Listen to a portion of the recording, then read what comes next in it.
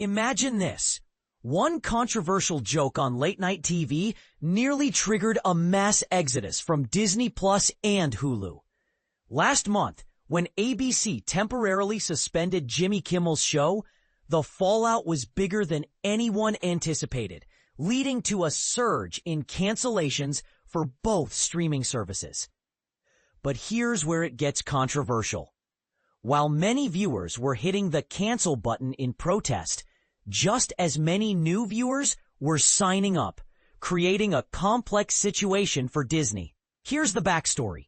On September 17th, ABC announced an indefinite suspension for Jimmy Kimmel Live.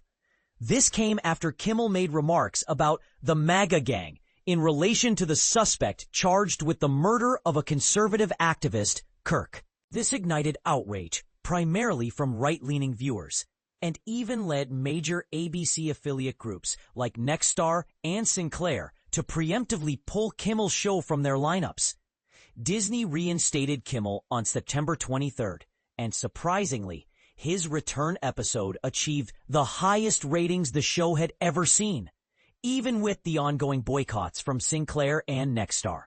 According to data from the research firm Antenna, the impact on Disney Plus and Hulu was significant. For September 2025, the U.S. cancellation rate for Disney Plus doubled to 8% compared to the 4% average in the previous 2 months.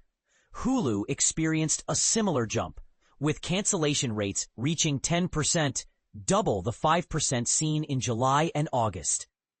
To put this in perspective, the average cancellation rate across 9 major streaming services, including Netflix, HBO Max, and others, was 7% for September, highlighting the severity of the impact on Disney's platforms.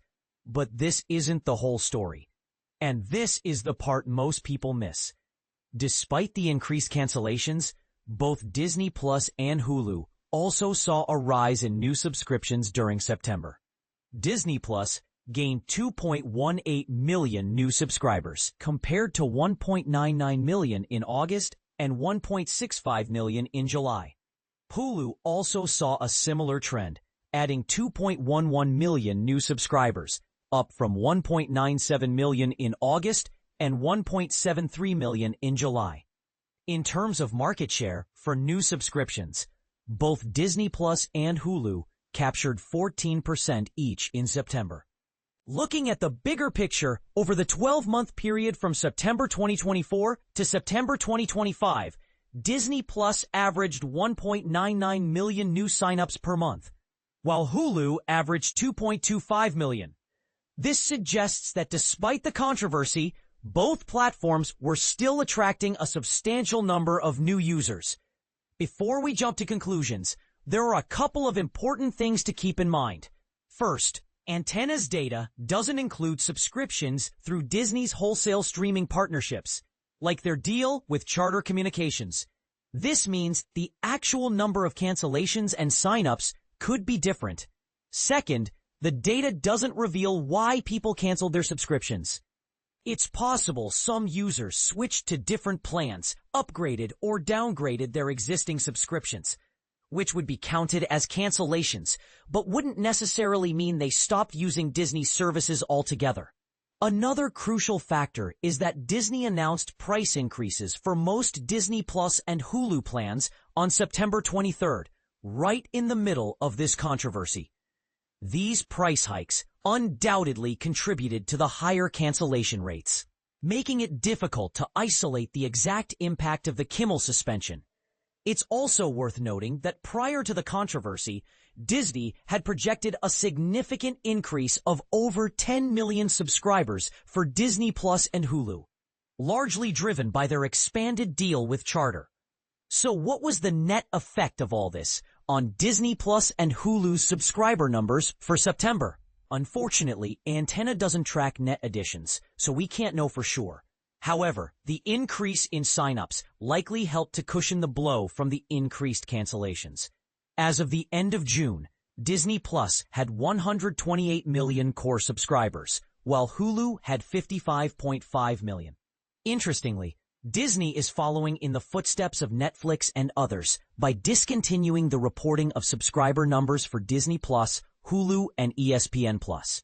They argue that this metric is no longer a meaningful way to assess their business performance.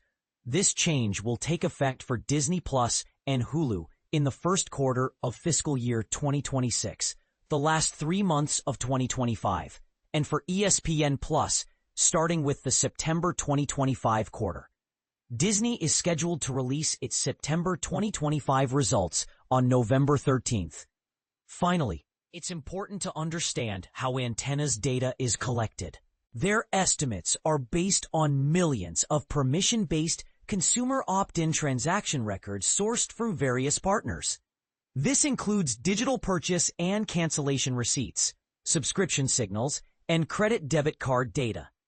Antenna cleans, models, and weighs this data to ensure it accurately reflects the overall market.